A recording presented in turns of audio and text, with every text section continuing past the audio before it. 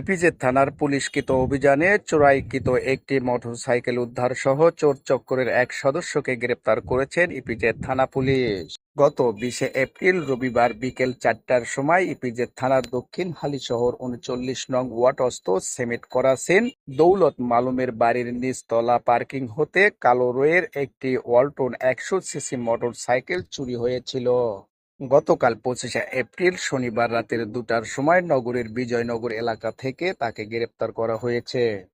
সিএমপির বন্দর বিভাগের উপপুলিশ কমিশনার মোহাম্মদ বদরুল আলম মোল্লা পিএইচসির সার্বিক দিক নির্দেশনায় অতিরিক্ত উপপুলিশ কমিশনার সোহেল পারভেজ ও সহকারী পুলিশ কমিশনার মাহমুদুল হাসান এর তত্ত্বাবধানে ইপিজেড থানার অফিসার ইনচার্জ মোহাম্মদ আখতারুজ্জামানের নেতৃত্বে তদন্তকারী কর্মকর্তা এসআই আরিফ হোসেন এর গোপন সংবাদের ভিত্তিতে সঙ্গীয় অফিসার ফোর্স সহ গ্রেপ্তারকৃত আসামি নাহিদকে পতেঙ্গা থানার বিজয়নগর এলাকা থেকে মোটরসাইকেল সহ গ্রেপ্তার করেন।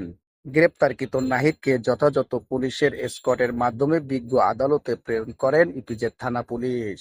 খবর 24 চট্টগ্রাম।